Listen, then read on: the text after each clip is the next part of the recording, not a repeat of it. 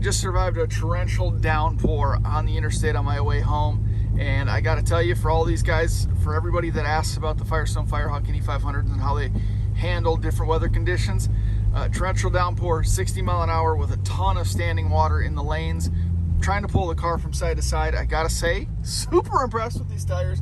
I've driven them in all sorts of conditions, but you forget, you sort of take it for granted. You can just really quickly forget what the car feels like in bad weather. And when I say downpour, I mean downpour. The water, the rain was insane. They handled well. I'm pleased. I definitely highly recommend the Firestone Firehawk E500s.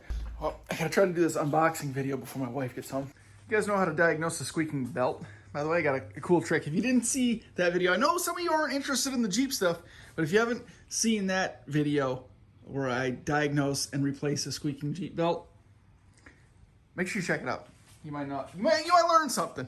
Okay, it's not a big part, but it's been a part that I always wondered whether or not Z1 would have make available for the Q50, because I believe there's one available for the G cars, maybe just the G35 and 350Z.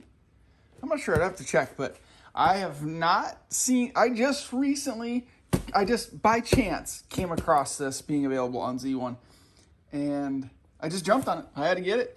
I'll tell you right now, it's only about 150 bucks, $148, I believe. And I have not seen a Q50 with this part, and I haven't seen any other company have it available for this platform. I'm gonna say it's one of those parts where you're probably not going to feel it unless you're in like an aggressive driving situation, or, you know, spirited driving or competitive driving situation. You know, it's kind of like, it's one of those things where it helps complete the puzzle, right? It's like the last piece of the puzzle, or one of the final pieces of the puzzle when everything comes together. But by itself, it doesn't necessarily make all the difference. It's sort of like remodeling your house, right? You put in new flooring, it's like, damn, that's a huge difference. You paint the walls a brand new color, it's like, whoa, this room is like, that's a big change. You do the crown molding and new baseboards, and it's like, gee, this is like a whole nother level of sophistication. It's really a big difference. Those three elements are major differences. But then you change the light fixture, and it's like, wow, that's a nice light fixture, and it makes a difference, but it's just tying everything together. And then you change like the socket plates and the switch plates, and it's like, nice. And the doorknobs, yeah, nice touches.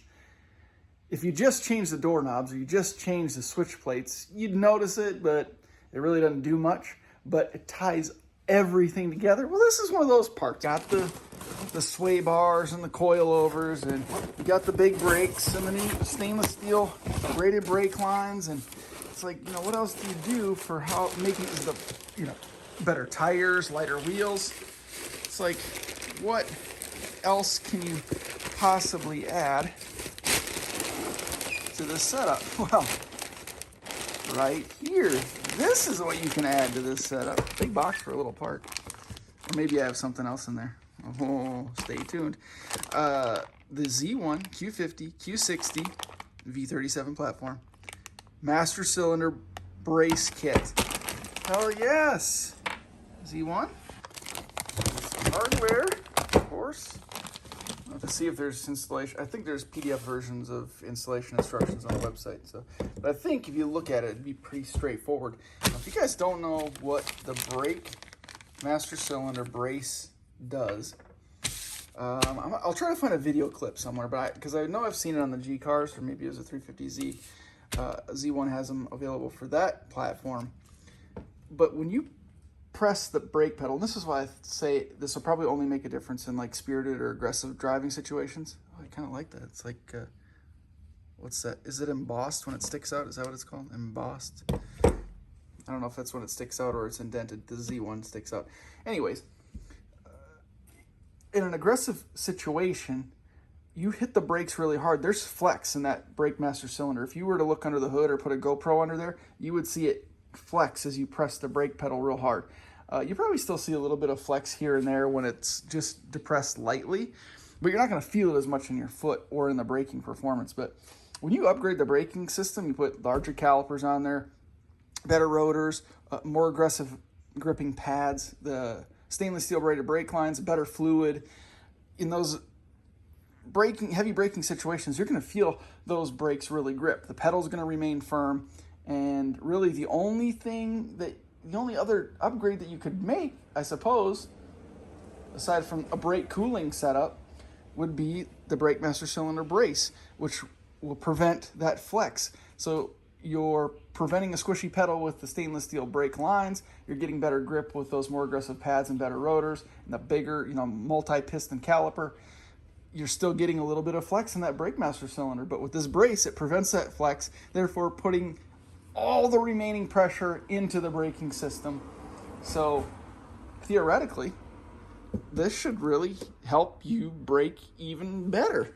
I mean, it's a really cool looking part, if nothing else. I'm excited to get this installed.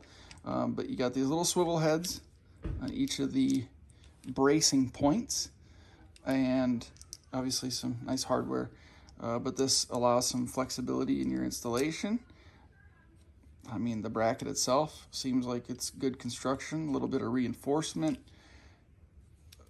Substantial. It does have a little bit of weight to it, but not weight that's going to hinder the car in any way, right? Maybe 2 pounds, something like that. I'm excited to get this installed. That is a great looking part. I'm going to take some glamour shots of this thing. Perfect.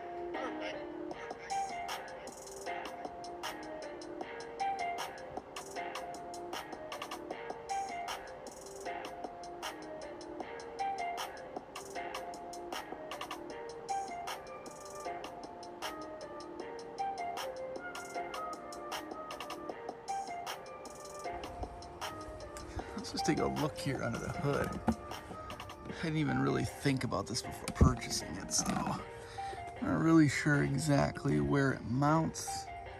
In this particular case, I'm definitely gonna have to clean up in here.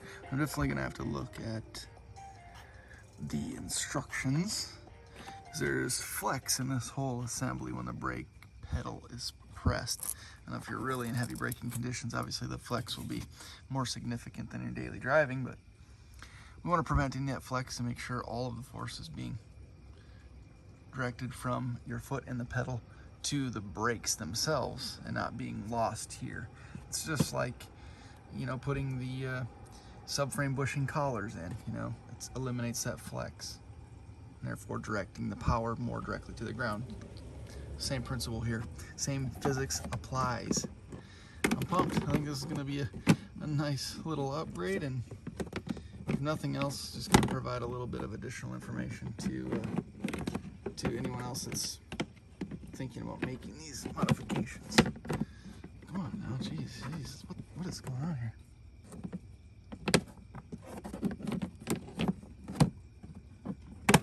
There, golly. Again, I want to say it was something like $148 or something like that, so not too terribly expensive. A cool looking part. Should be a relatively simple installation. Excited to get it installed and test it out. We have, I'm not sure when this video is going to go up, but we got Z Nationals coming up this weekend, so really excited about that. Make sure you guys stay tuned to see the upcoming video when I show you what else is in this box. It is probably one of, if not the most worthless upgrades you can make to your car. Make sure you're subscribed, hit that bell notification, you don't want to miss it. Thanks for watching, guys. I appreciate it. See you in the next one.